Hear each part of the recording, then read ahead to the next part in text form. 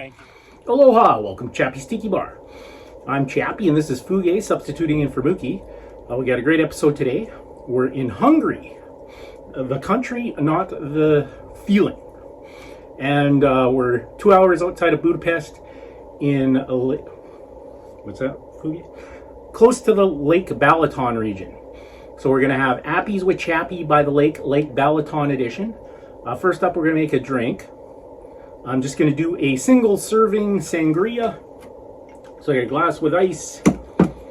And we got some apples and lemons. Blueberries.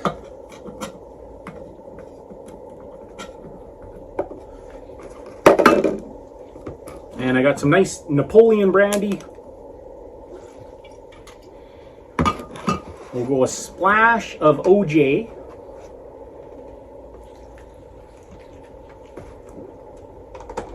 And we'll finish it off with a nice red wine.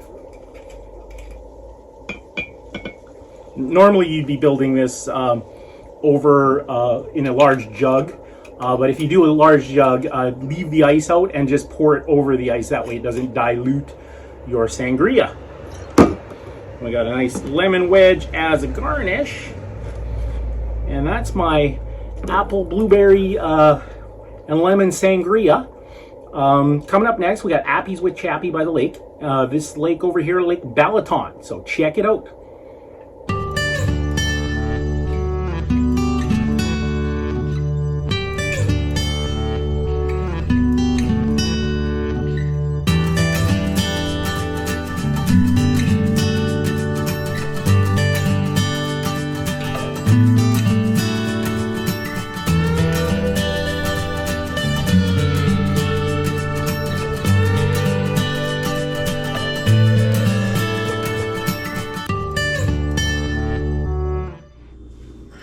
All right, I'm going to do my batter for my potato tornado.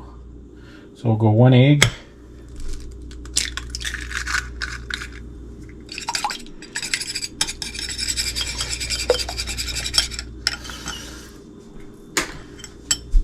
And I guess we want a pretty loose batter. So a little bit of water and some flour. Making a mess.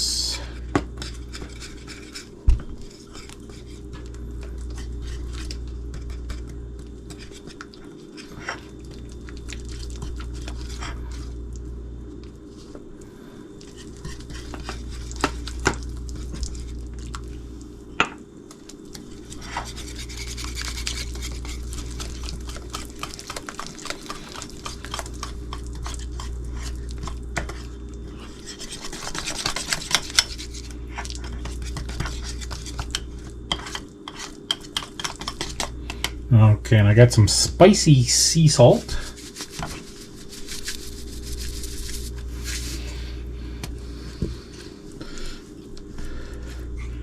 And then, of course, because we're in Hungary, I got the hot paprika.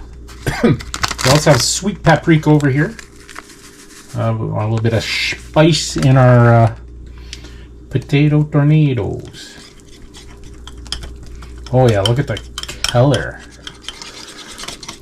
Okay, I was soaking my potato slices.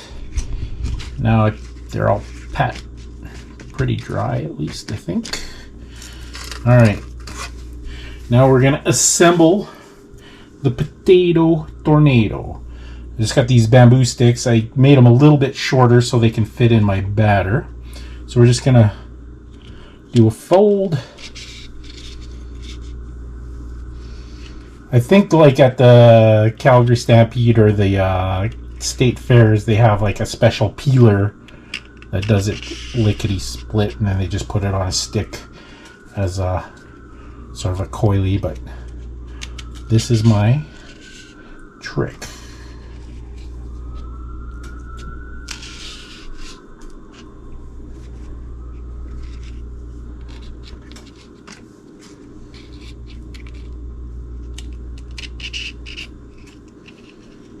So we're gonna have like a nice sort of coily design. It looks like you got like a apple peeler on the potato and just made one giant tornado.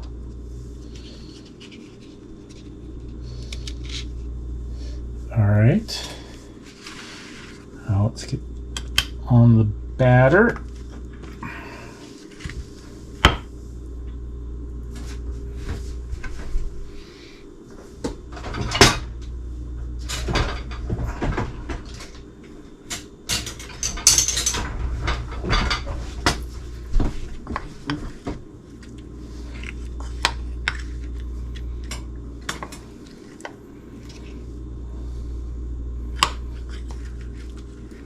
A little flippy flip.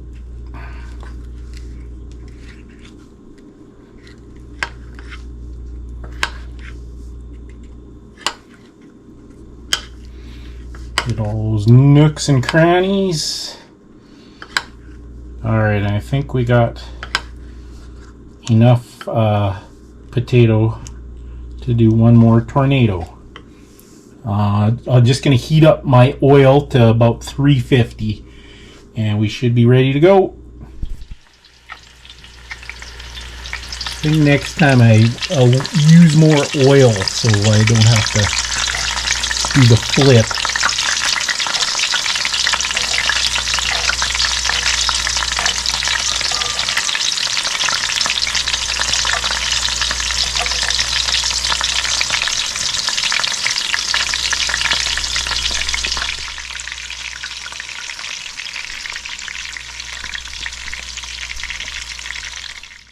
All right, there's my potato tornado. It actually turned out nice and crispy, and then I just seasoned it at the end with a little sea salt. All right, let's go check out Lake Balaton.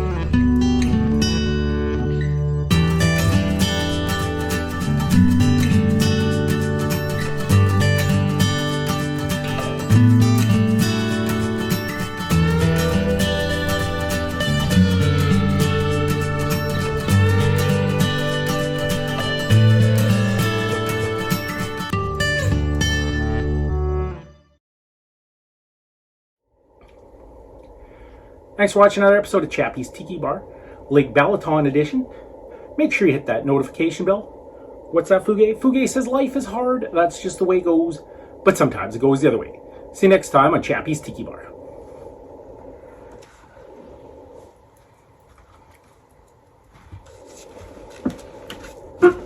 Sono consistente da faccio pari di faulă diretamente iar dincolo de pod, cum spuneam, se vede clădirea cea frumoasă, poate după clădirea Parlamentului cea mai frumoasă de pe malul Dunării din Pesta, hotelul Four Seasons Gresham.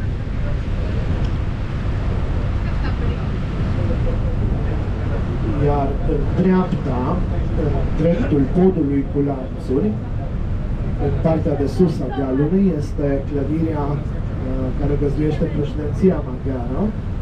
La baza dealului, este kilometrul zero al drumurilor maghiare și ați văzut un funicular care face legătura între piața de jos, de la capătul podului cu lanțuri, face legătura cu dealul castelului. Iar acum, în dreptul nostru, este fostul castel regal. Pe vremea lui Matea Corvin era cel mai... era un castel regal ca grandoare cu marile castele, marile palate ale Europei.